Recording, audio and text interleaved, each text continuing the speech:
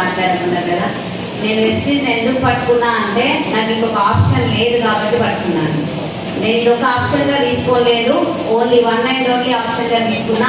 ఎందుకంటే నాకు క్వాలిఫికేషన్ లేదు కాబట్టి జాబ్ వచ్చే ఛాన్స్ లేదు. వచ్చే జాబ్లో ట్రై చేసినా అది రాలేదు. ఒక ఎగ్జాంపుల్ చెప్తా. కోర్టులో జాబ్ సీనియర్ అసిస్టెంట్ ఏమంటారు, పేరు మర్చిపోయింది సార్. దానికి అటెండ్ అయ్యి నేను ఇంటర్వ్యూ వరకు వెళ్తే వంట వండుతావా అని అడిగింది సార్. అది బ్యాక్ డోర్ ఉంటుంది అన్న విషయం నాకు అక్కడ ప్రాక్టికల్గా అర్థమైంది. జాబ్ ఎవరికి అన్న వాళ్ళు డిసైడ్ అయినాక ఇంటర్వ్యూస్ చేస్తారన్న విషయం కూడా అర్థమైంది. నేను జాబ్ జోలికి పోలేదు. సెల్ఫ్ ఎంప్లాయ్మెంట్ అంటారు కదా, అట్లా చీరలు అవ్వడం స్టార్ట్ చేసిన. నాకు పెద్దగా నాలెడ్జ్ లేదు కాబట్టి అది కూడా ₹1,00,000 పెట్టి టెన్షన్ పడి షుగర్ పెరిగేది. హెల్త్ ప్రాబ్లమ్స్ ఉన్న విషయం అందరికి తెలుసు కాబట్టి ఆ టెన్షన్ వల్ల అది ఇన్వెస్ట్మెంట్ వద్దంటారు.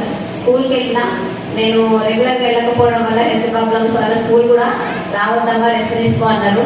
ఇంకా నా వల్ల ఏమీ కాదు అన్న మైండ్ సెట్ తోటి ఉన్నాను. నేను ఉంటానా పోతానా అన్న సిచ్యువేషన్లో నాకు ఈ ప్లాట్ఫామ్ పరిచయం చేసిన నా అబ్బాయి కానీ, నాకు సత్యం సార్ కానీ, మై మెంటర్ సైదు సార్ కానీ, ముఖ్యంగా ఎంఎస్ఆర్ గురువు గారికి, మా అక్క ఆల్రెడీ మాట్లాడింది కదా, ఆ ఫ్యామిలీ ఈ రోజు ఉందంటే ఎంఎస్ఆర్ సార్ ఆ రోజు నన్ను ఈ మీటింగ్ ఇన్వైట్ చేయకపోతే నా ఫ్యామిలీయే లేదు సార్ టోటల్గా.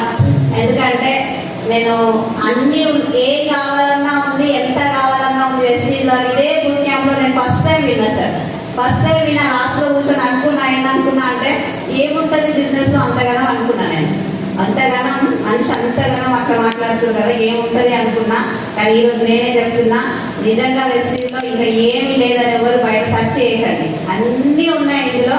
మన మైండ్ సెట్ మార్చుకుంటే అన్నీ వస్తాయి సార్. నేను అట్లా సార్ ఒక మాట కనెక్ట్ అయ్యి బిజినెస్కి వచ్చిన ఏంటంటే, మనిషి అన్నవాడు పుట్టడం చావటం కాదు. తనకంటూ 2 పేజీలు రాసుకోవాలంటే నా మైండ్లో అనిపించింది ఏంటంటే 2 లైన్లన్నా రాసుకుంటా సార్ నేను అనుకున్నా.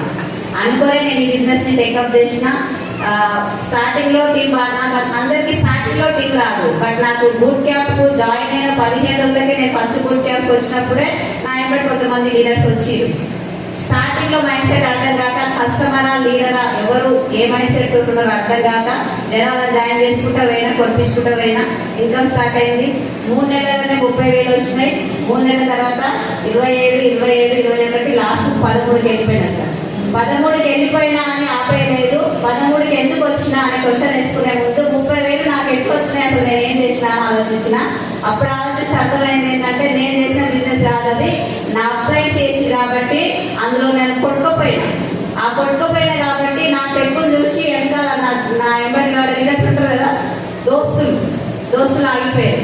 మేము చేస్తే అమ్మకు వస్తుందని చెప్పేసి ఆగిపోయారు. కాబట్టి ఈరోజు వాళ్ళు వచ్చినా రాకపోయినా నేను నిలబడాలి అని నేను డిసైడ్ చేసుకొని అక్కడి నుంచి మళ్ళీ స్టార్ట్ చేసిన. 22,000 కాడ నుంచి స్టార్ట్ చేస్తే 56, 76. ఏం ఆలోచించిన అంటే నేను ఎట్లొస్తుంది